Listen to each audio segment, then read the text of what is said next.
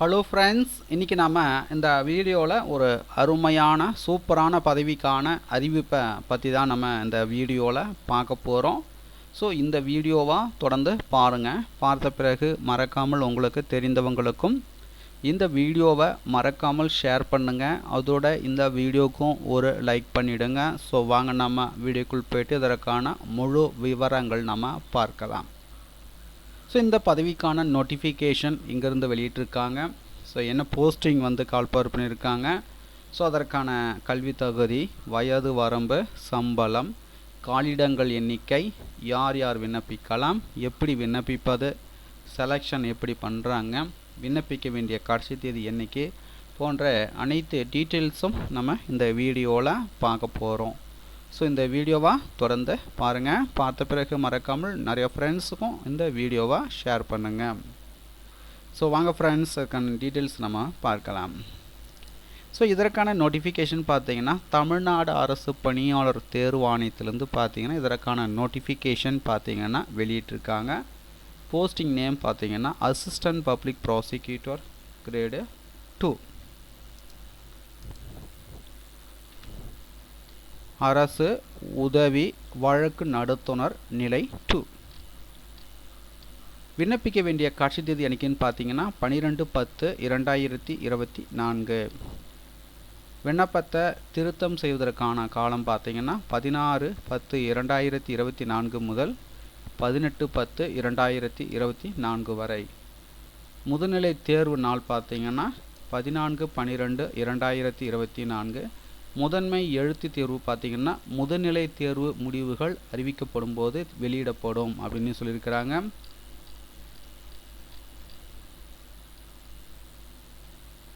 பதவியின் பெயர் பார்த்தீங்கன்னா அரசு உதவி வழக்கு நடத்துனர் நிலை 2. துறையின் பெயர் பார்த்தீங்கன்னா குற்ற வழக்கு தொடர்பு துறை. எத்தனை வேகன்சின்னு பார்த்தீங்கன்னா 51 கடிதங்கள் கொடுத்துருக்குறாங்க.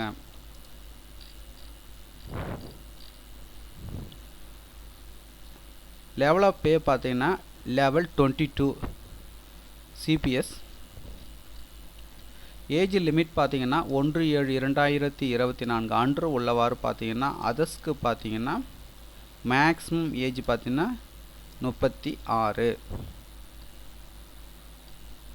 PC, OBCM, BCM, MBC, DC, SC, SA, ST வகுப்பினருக்கு பார்த்தீங்கன்னா நோ மேக்ஸிமம் ஏஜ் லிமிட்.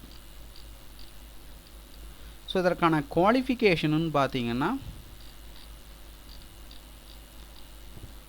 பல்கலைக்கழக மானிய குழுவால் அங்கீகரிக்கப்பட்ட ஏதேனும் பல்கலைக்கழகம் நிறுவனத்தால் வழங்கப்பட்ட இளநிலை சட்டத்தில் கட்டாயம் பட்டம் பெற்றிருக்க வேண்டும். பிஎல் டிகிரி முடிச்சிருக்கணும். அதன் பிறகு பார்த்தீங்கன்னா வழக்குரைஞர் சங்கத்தில் பார் கவுன்சில் கட்டாயம் உறுப்பினராக இருப்பதோடு குற்றவியல் நீதிமன்றங்களில் முனைப்புடன் 5 ஆண்டுகளுக்கு குறையாமல் கட்டாயம் வழக்கு நடத்தியவராக இருத்தல் வேண்டும். விளக்கம் பார்த்தீங்கன்னா குற்றவியல் நீதிமன்றங்களில் தற்காலிக அரசு உதவி வழக்கு நடத்துனர் நிலை 2 ஆக பணிபுரிந்த காலம் அனுபவ காலமாக கருதப்படும் அப்படின்னு சொல்லியிருக்காங்க. அதுக்கிட்ட பார்த்தீங்கன்னா போதிய தமிழ் அறிவு உடையவராக கட்டாயம் இருத்தல் வேண்டும். ஒருவரை போதிய தமிழ் அறிவு உடையவராக கருதுவதற்கு பார்த்தீங்கன்னா அவர் 10ஆம் வகுப்பு பொது தேர்வு அல்லது அதற்கு இணையானதொரு தேர்வில் உயர்நிலை பள்ளியில் 10ஆம் வகுப்பில் தமிழ் பாடத்தை ஒரு மொழி பாடமாக கற்றிருக்க வேண்டும் அல்லது தமிழ் மொழி வழியில் பொது தேர்வில் தேர்ச்சி பெற்றிருக்க வேண்டும் அல்லது தமிழ்நாடு அரசு பணியாளர் தேர்வாணையத்தால் நடத்தப்பட்ட 2ஆம் வகுப்பு தமிழ் மொழி தேர்வில் தேர்ச்சி பெற்றவராக இருக்கணும் அப்படின்னு சொல்லியிருக்கிறாங்க.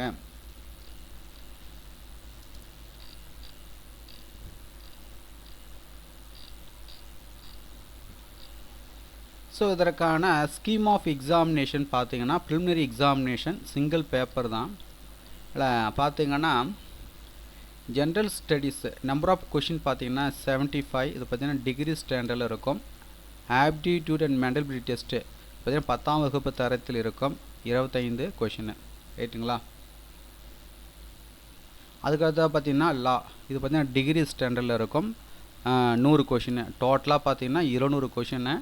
டூரேஷன் எவ்வளோ நேரம் எக்ஸாம் நடைபெறும் அப்படின்னு பார்த்தீங்கன்னா 3 மணி நேரம் எக்ஸாம் வந்து நடைபெறும். மேக்ஸிமம் மார்க்ஸ் பார்த்தீங்கன்னா 300. இதில் மினிமம் எவ்வளோ மார்க் எடுக்கணும் அப்படின்னா அதர்ஸ்க்கு பார்த்தீங்கன்னா 120 எடுக்கணும்.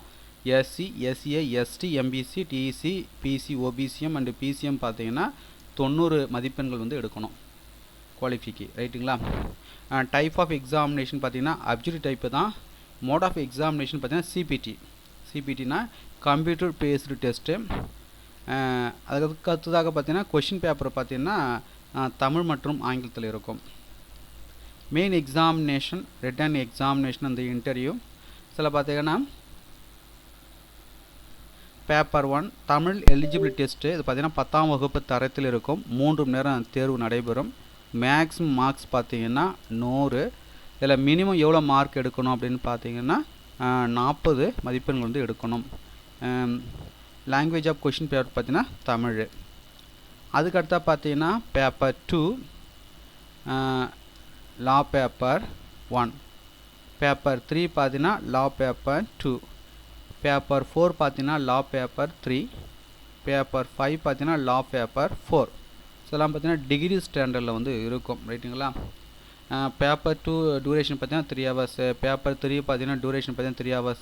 பேப்பர் 4 பார்த்தீங்கன்னா டூரேஷன் பார்த்தீங்கன்னா 3 hours. பேப்பர் 5 பார்த்தீங்கன்னா டூரேஷன் பார்த்தீங்கன்னா 3 hours. ரைட்டுங்களா?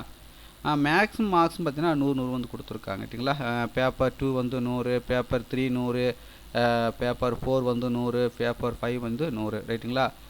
டோட்டலாக பார்த்தீங்கன்னா paper 2, paper 3, paper 4 and paper 5 400 மதிப்பெண்கள். இன்டர்வியூ பார்த்தீங்கன்னா 60 மதிப்பெண்கள். மொத்தமாக பார்த்தீங்கன்னா கிராண்ட் டோட்டல் பார்த்தீங்கன்னா அது பார்த்தீங்கன்னா பேப்பர் 2, 3, 4, 5 அண்டு இன்டர்வியூ பார்த்தீங்கன்னா 460. ரைட்டுங்களா? இதில் மினிமம் குவாலிஃபைங் மார்க்ஸ்னு பார்த்தீங்கன்னா அதர்ஸ் பார்த்தீங்கன்னா 160. SC, SCA, ST, MBC, DC, BC, OBCM and BCM பார்த்தீங்கன்னா 120. லாங்குவேஜ் ஆஃப் கொஷின் பேப்பரை பொறுத்த வரைக்கும் பார்த்தீங்கன்னா தமிழ் அண்டு இங்கிலீஷ் தான் இருக்கும். ஸோ அதுக்கு அடுத்ததாக பார்த்தீங்கன்னா ஃபீஸை பொறுத்த வரைக்கும் பார்த்தீங்கன்னா 100 ரூபாய் வந்து கொடுத்துருக்காங்க. மெயின் ரிட்டன் எக்ஸாமினேஷன் பார்த்தீங்கன்னா 200 ரூபாய் வந்து கொடுத்துருக்காங்க. ப்ரிலிமினரி எக்ஸாமினேஷன் பார்த்தீங்கன்னா 100 ரூபாய். தேர்வு மையங்களை பொறுத்த வரைக்கும் பார்த்தீங்கன்னா சென்னை, கோயம்புத்தூர், தருமபுரி, திண்டுக்கல், ஈரோடு, நாகர்கோயில், மதுரை, நாமக்கல், சேலம், தஞ்சாவூர், தூத்துக்குடி, திருச்சிராப்பள்ளி, திருநெல்வேலி, வேலூர், விருதுநகர் வந்து கொடுத்துருக்குறாங்க. கிட்டத்தட்ட பார்த்தீங்கன்னா 15 மையங்கள் வந்து கொடுத்துருக்குறாங்க. ஸோ தகுதியும் விருப்பமும் உள்ளவர்கள் அப்ளை பண்ணிக்கோங்க. மேலும் உங்களுக்கு கூடுதல் விவரங்கள் வேணால் நோட்டிஃபிகேஷனுடைய பிடிஎஃப் லிங்க் நீங்கள் பார்த்து கொண்டிருக்கிற இந்த வீடியோக்கு கீழே உள்ள டிஸ்கிரிப்ஷன் லிங்க் வந்து கொடுக்குறேன். டவுன்லோட் செய்து ரீட் பண்ணி பார்த்துங்க. மீண்டும் நம்ம அடுத்த ஒரு வேலைவாய்ப்பு வீடியோவில் சந்திப்போம். அனைவருக்கும் நன்றி.